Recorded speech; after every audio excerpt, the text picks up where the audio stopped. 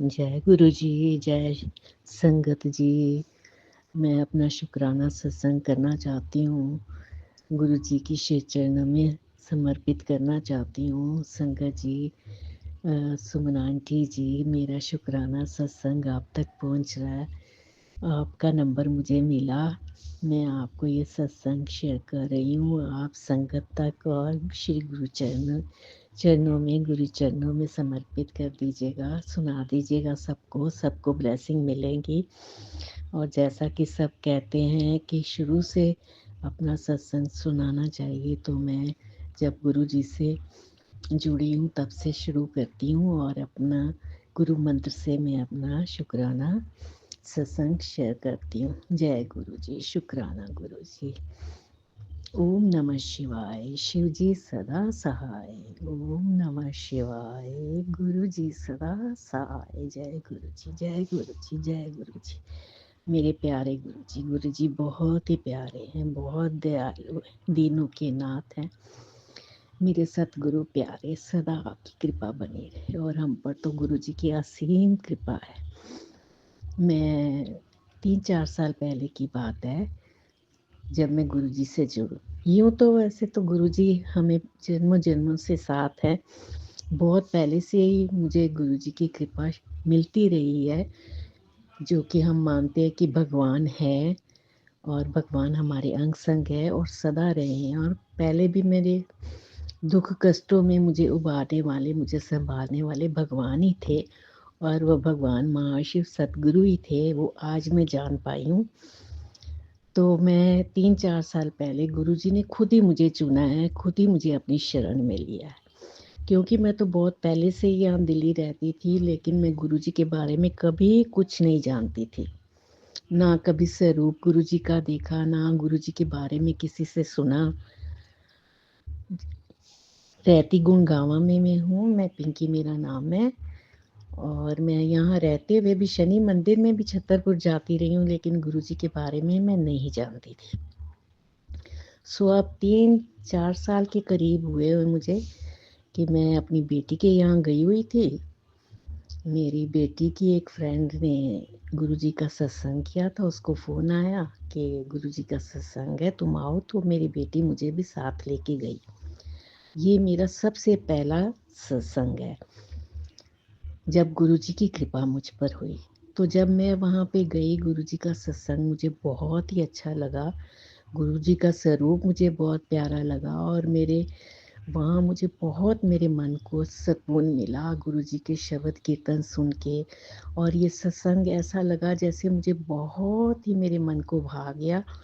और वहाँ पे चाय प्रसाद, समोसा प्रसाद, जो भी प्रसाद मिला वो सब हमने ग्रहण किया। आरती हुई उसके बाद उस लड़की ने, जिस लड़की के यहाँ सत्संग था, उसने छोटा सा स्वरूप मुझे गुरुजी का दिया, जिसमें 3 स्वरूप वाला स्वरूप है, पर्स में रखने वाला छोटा स्वरूप मुझे दिया।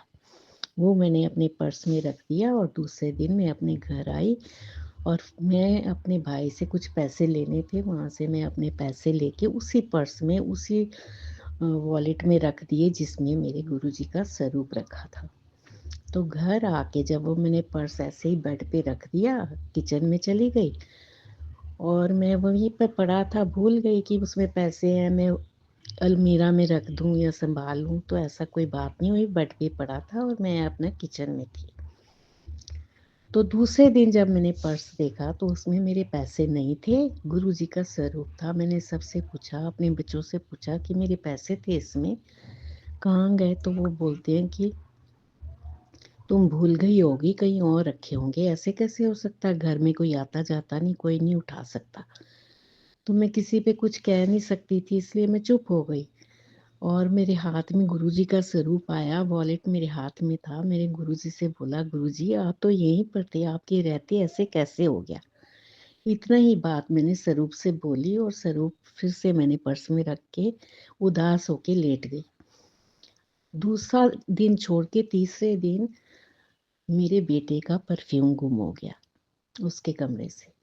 तो वो बहुत चिल्लाया, बहुत पूछा, मेरा इतना महंगा परफ्यूम था, किसने उठाया, कहाँ गया? तो सबने बोला हमने देखा नहीं, हमें नहीं पता कहाँ गया। तो फिर उसके मन में आया कि मेरे बेटे को टीचर पढ़ाने आती है तो इसी ने उठाया होगा, मैं उससे पूछता हूँ, मैं उससे बात करता हूँ जब आएगी। जब वो आई उसने दरवाज़ा बंद करके टीचर से बात की तो टीचर मान गई कि हाँ उससे परफ्यूम उठाया है। अब हमें ये नहीं मालूम कि उसने किस तरीके से पूछा, क्या बात की, क्योंकि हम सब बाहर थे। सिर्फ मेरा बेटा और टीचर बात कर रहे थे। तब मेरे बेटे में के मन में अपने आप ही ये ध्यान आया, या यूं मेरे मन में आता है कि भगवान ने, मेरे महाशिव सतगुरु महाराज ने उसके मन में ये बात डाली कि तुम अपनी मम्मी के पैसों के बारे में भी पूछो। तो उसने उस टीचर से मेरे पैसों के बारे में भी पूछ लिया कि तुमने मेरे मम्मी के पर्स से पैसे भी निकाले हैं।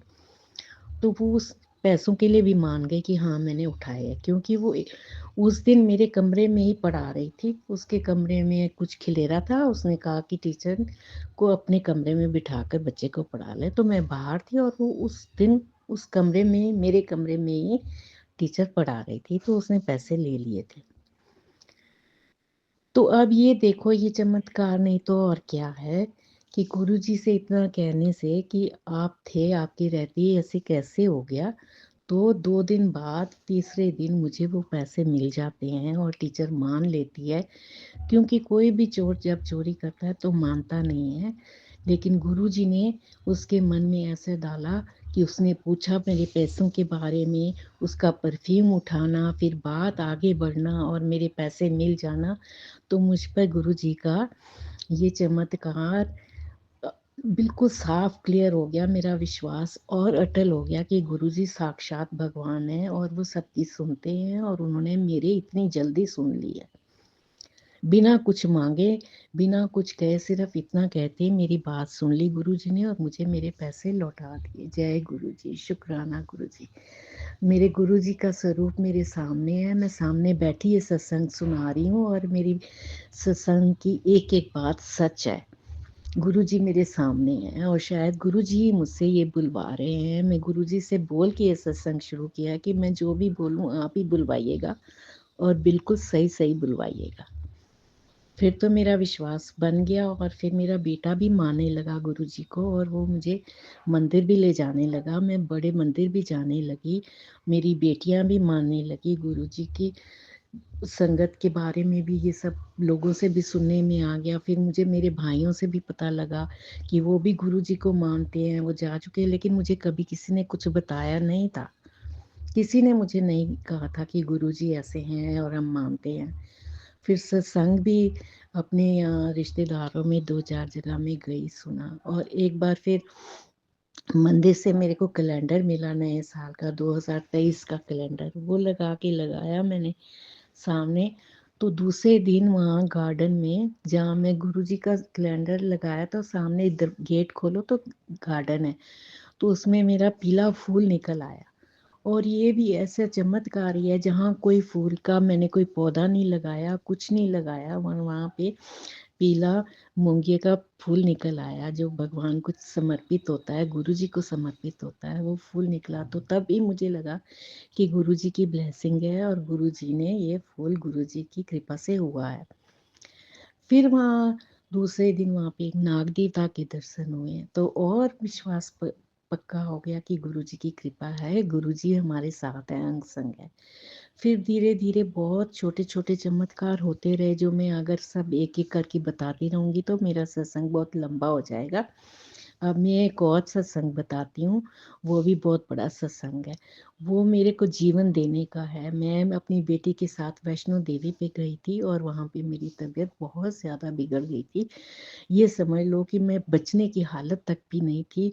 तब मुझे ये एहसास हुआ कि मुझे मेरे गुरुजी ने बचाया। मुझे मेरे गुरुजी ने एहसास बिल्कुल साफ साफ दिखाया कि वो मुझे बचा रहे हैं, क्योंकि मैं घर से निकलते हुए गुरुजी के स्वरूप के आगे ये बोला था कि गुरुजी आप ही मेरे साथ चलिए और आप ही मेरे साथ आइए, हाथ थाम कर ले जाइए और हाथ थाम कर ले जाइए, ले आइए। तब भगवान ने वो करके दिखाया, जैसे मुझे ले गए वहाँ, मुझे रक्षा की, मेरा जीवन दिया मुझे, और फिर फूलों की तरह मुझे वापस मुझे घर तक पहुँचाया। ये गुरुजी की कृपा, ये बहुत बड़ा चमत्कार था, जो कि मैं बहुत ज़्यादा तो पूरी तरह से नहीं बता सकती, लेकिन ये बिल्कुल सच्चाई है कि उन्होंने साफ साफ मुझे एहसास दिलाया कि मुझे मेरे गुरुजी ने बचाया है। ये मेरा दूसरा सत्संग है जो बहुत बड़ा सत्संग है। और तीसरा सत्संग ये है कि मेरे बेटे के पास कोई काम नहीं था, पैसे नहीं थे उसके पास। वो काम के लिए और पैसों के लिए बहुत निराश था और ज़िंदगी से भी निराश हो रहा था। उसकी ज़िंदगी में भी बहुत उथल-पुथल हो रही थी।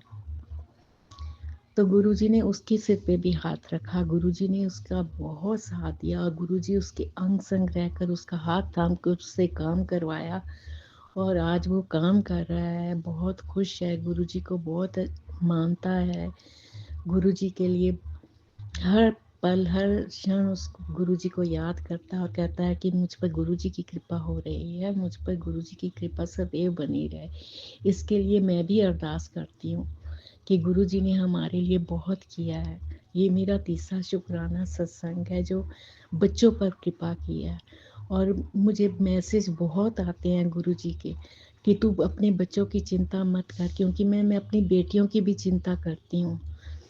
मैंने बेटियों के लिए भी कुछ नहीं कर पाई अपने बच्चों के लिए। मैं सिंगल मदर हूँ, तो मैं अपने बच्चों के लिए कुछ कर नहीं पाई, अपनी बेटियों के लिए कुछ कर नहीं पाई, तो मुझे थोड़ी-सी चिंता रहती है और भगवान को, मेरे महाशिव सतगुरु को पता लग जाता है कि मैं टेंशन करती हूँ, सोचती हूँ, तो भगवान के मैसेज फटाफट आ जाते हैं, जल्दी से आ जाते हैं कि तू चिंता मत कर, तू अपने बिच्चों बच्चों की चिंता ना कर, वो मेरे बच्चे हैं, ये मेरा परिवार है, मैं सब देख रहा हूँ, सब समझ रहा हूँ।